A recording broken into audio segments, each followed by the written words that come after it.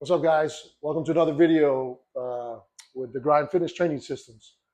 So what we're talking about today is going to be corrective tissue adaptation lag. Um, just a fancy way of saying that there's a difference between muscle strength and tendon and ligament strength. Um, what most people don't even realize is this is kind of where most people get hurt. So basically, your muscles are getting stronger and faster than your actual tendons can handle.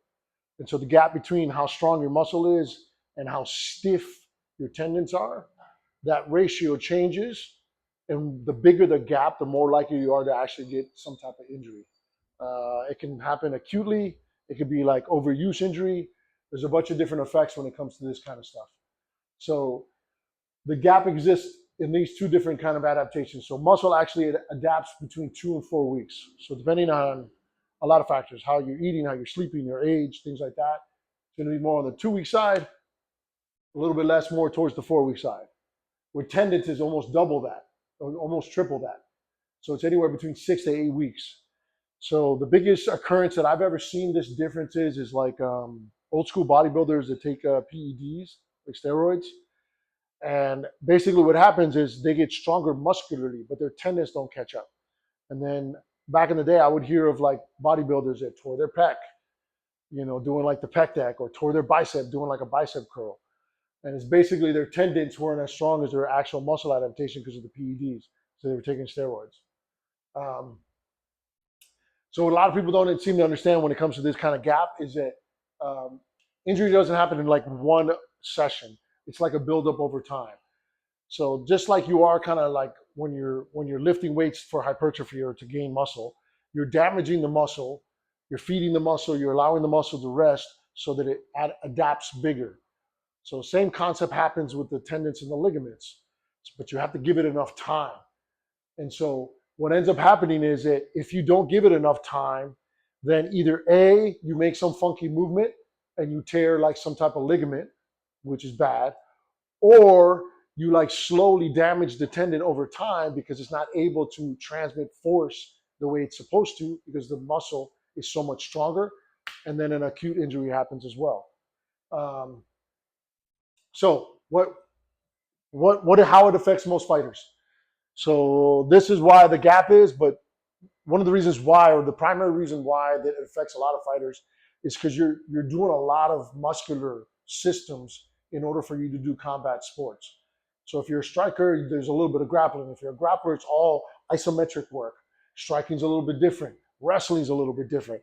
So as you're training within your combat sport, understand that you're doing strength work, you're doing plyometrics, and then at the same time, you're also doing live rounds, which is another level of muscular work.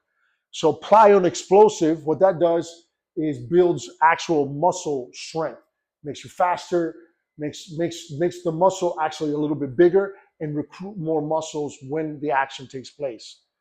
But the weaker stimulus is on the tendon. So what happens is you get big muscles, which is good, but then your tendons don't get worked enough. And that's where tendons, okay, so tendons is, think of it as like the stiff rubber band for the muscle movement when you're doing a movement. So your muscle attaches to the tendon attaches to the bone.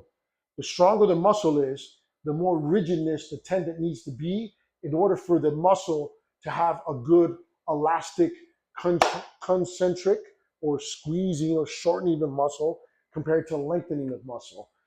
So that's where people mistaken the gap there, because the tendon is not able to be stiff enough for the muscle tissue to do what it's supposed to do.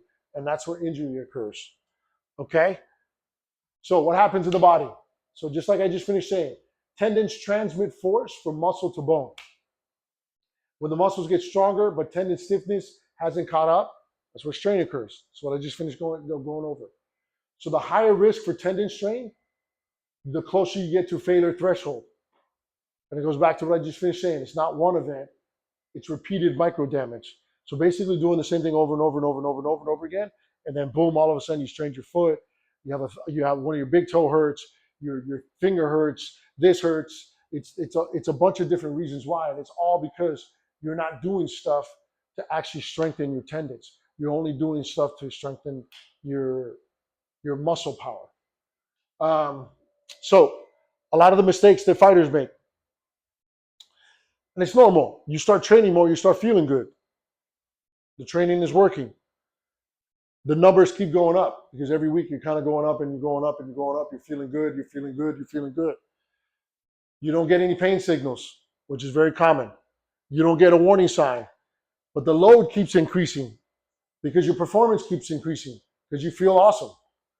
The problem with that is the tendons haven't accumulated enough stiffness as you muscularly grow. And then somewhere along the line, you end up straining something, which is what you want to avoid. So the fix, no more than 10% a week, which means that you got to do some fucking math. In other words, if you're doing bench press, and let's say you're doing 175 pounds, doesn't matter what your number is. If you feel good the next week, you don't increase more than 10 pounds. So you don't go 175 and then go to 200. You go 175 times 10%, 17 pounds, la, la, la, la, and that's the math until that gets comfortable. If it doesn't get comfortable, you don't keep rising. You just keep slowly doing it, okay?